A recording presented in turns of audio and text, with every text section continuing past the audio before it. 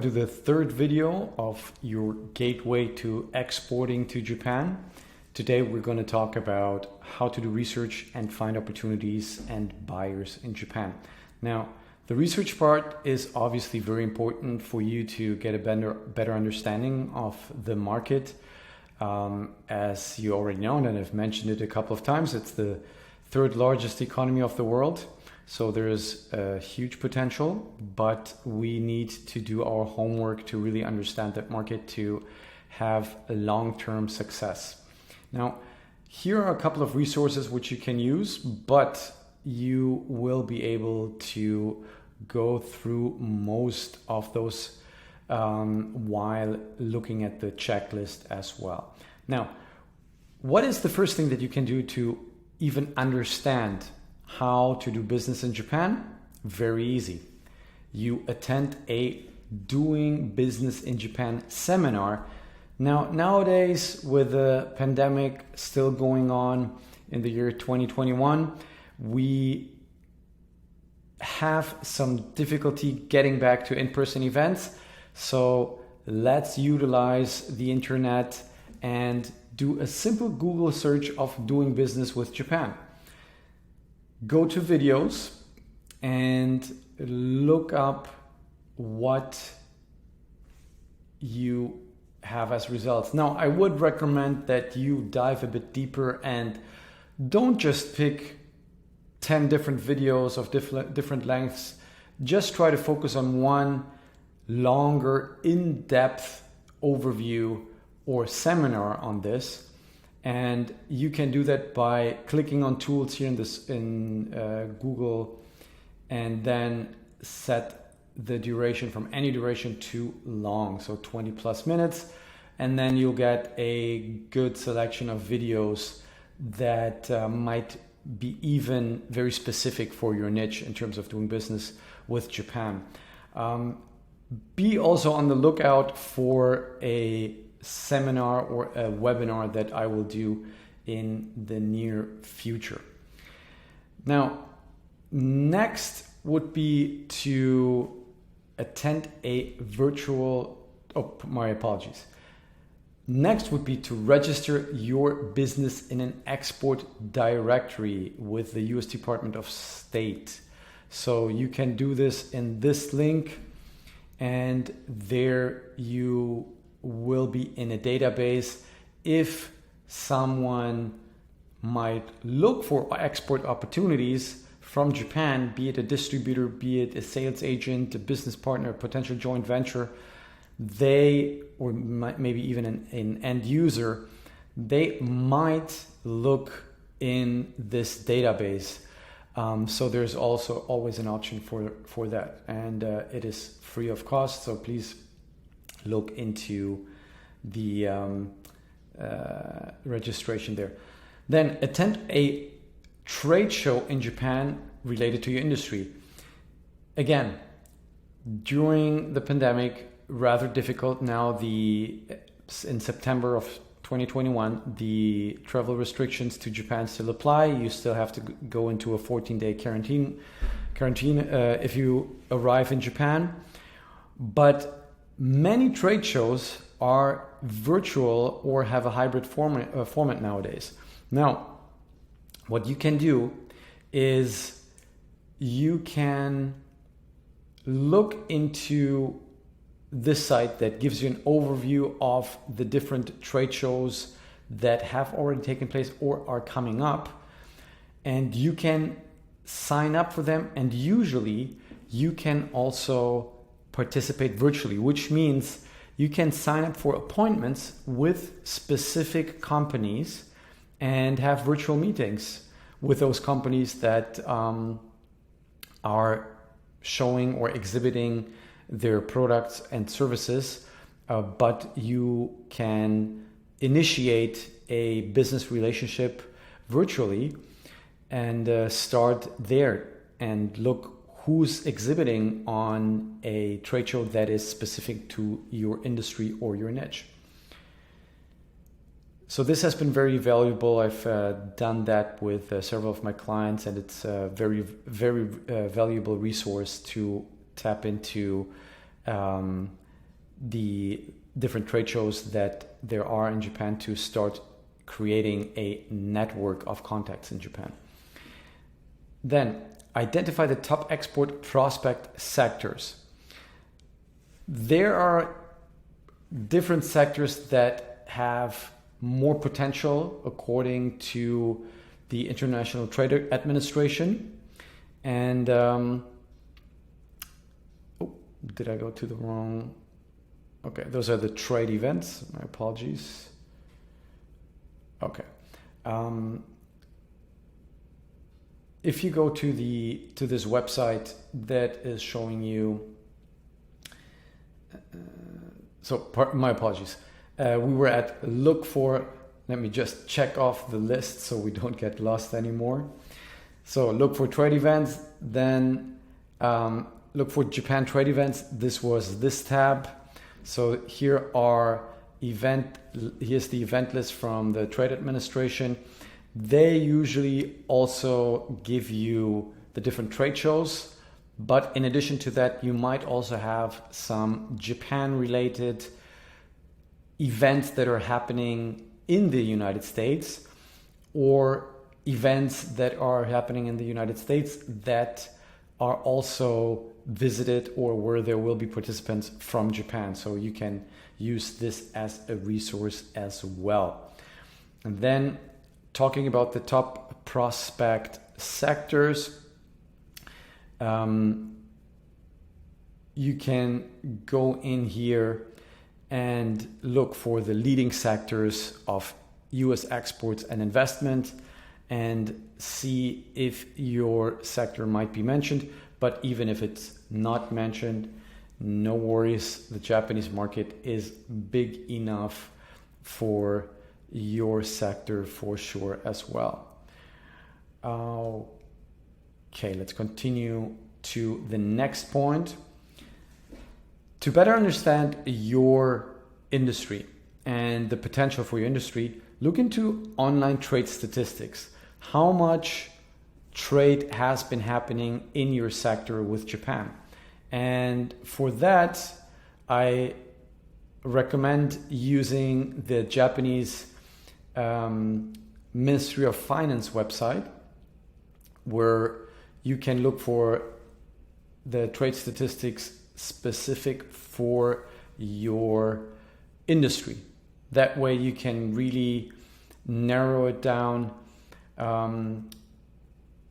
For example, for specific cosmetic products or manufacturing products or services in your specific niche, how much went into Japan, how much did Japan export as well. That might also be interesting to see what the trade balance is specific to your niche. Then look for trade lead generation tools. How can you find potential buyers? How do we find buyers? So this is the second point of how to research and to find opportunities and buyers in Japan, is how to find buyers. And there is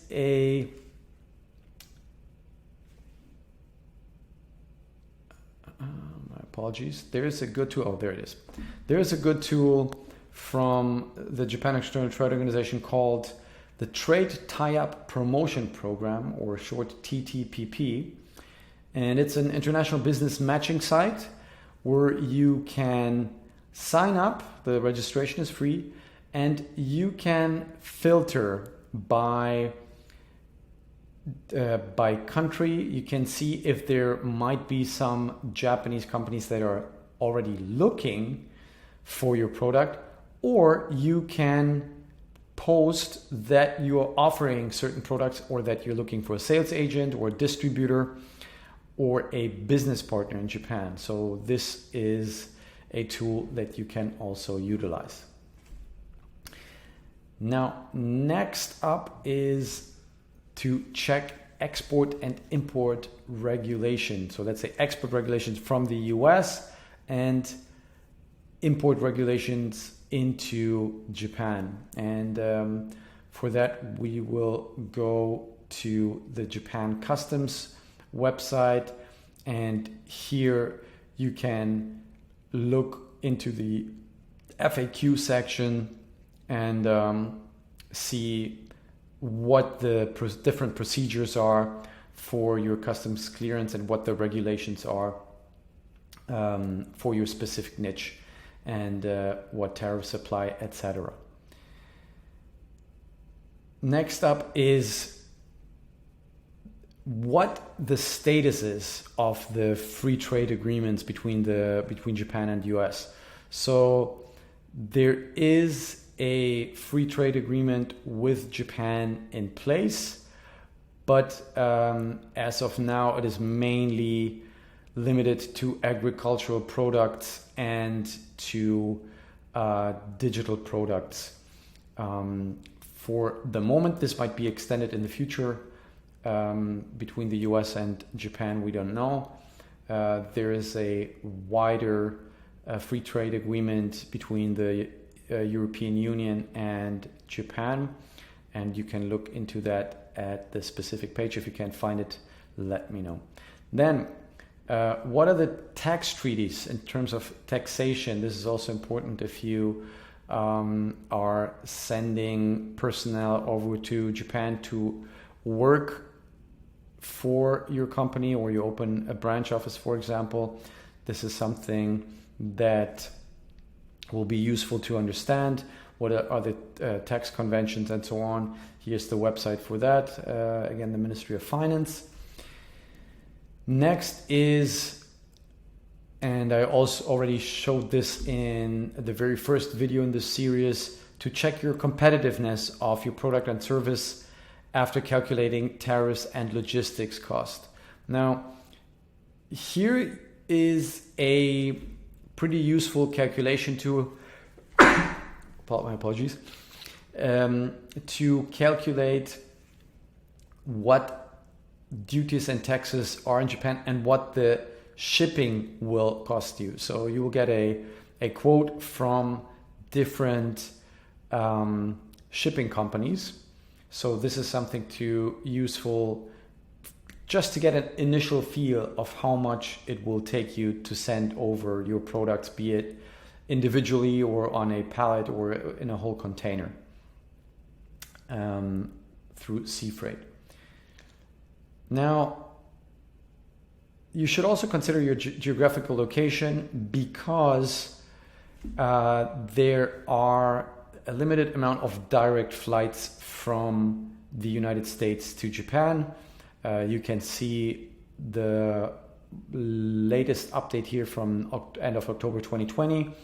And for example, the place where I'm located at in Miami, Florida, has been trying a lot to work with ANA or Japan Airlines. There's even a Miami Airport Asia task force to get a direct flight connection to Asia, but until now it has not happened. So this is sometimes a big or a major factor to do business, if there's a direct flight to Japan or not.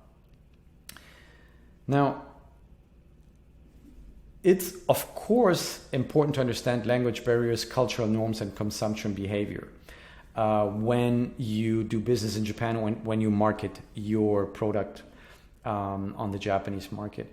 This is an older report from McKinsey, but after going through it, I think it is still very valid now, 11 years later.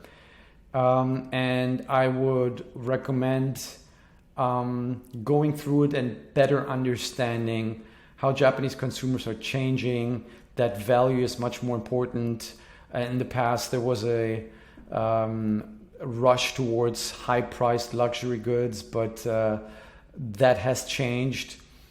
Don't get me wrong, Japanese consumers still value quality, usually more than price, but the cost performance, or kospa, how the Japanese are calling it, is gaining in importance. So a good balance between value or quality and price is important when you sell in Japan. Now, what is the projected market growth? That also should be interesting for you. This is a recent report from Deloitte, and you can look into that. And if you need anything more industry specific, please let me know. I will try to help you there as well. Now, if you want to use the services of the Export-Import Bank in terms of financing, this is very important if there is a limitation schedule for Japan. And since Japan is an ally of the United States, there is no limitation schedule, so you should be good to go, and I don't expect this to change in the near future. Research on etiquette, business manners, the protocol for doing business in Japan. If you didn't get enough in the many doing business with or in Japan webinars or seminars that you have attended, then I invite you to check out the blog on my website, where I share many insights on the do's and don'ts, so what is important in Japan, on how values might be different in Japan, work ethics, decision making is a big one, the speed of doing business in Japan, negotiation, and so on and so on. I think you'll find a plethora of information here that applies to your current business situation and what your next plans are with your Japan business expansion. Then, last but not least, to motivate you for your endeavor with Japan, I encourage you to read success stories from the Japan External Trade Organization that have been published, where they show companies that have successfully set up a branch office in Japan with support, usually with support from JETRO. Then you see the small JETRO logo here. Sometimes it is without support, as you can see here, this Turkish company. But they share success stories, and you can filter by country and by industry, and also by destination, where they decided to set up their branch office or their facility on the Japanese market, and better understand why they were successful and what they needed to do, which obstacles they needed to overcome to be successful. And therefore, this is something that you can apply to your business as well. Again, you need to learn from the success as well as the failures of others, and do more of what others have done to be successful, and avoid what those have done that have failed in Japan. So this was it for this video. I hope that you could get some value out of it. In the next video, we will talk about how to protect your intellectual property. Again, any questions, comments, leave them in the comment section below. See you in the next video.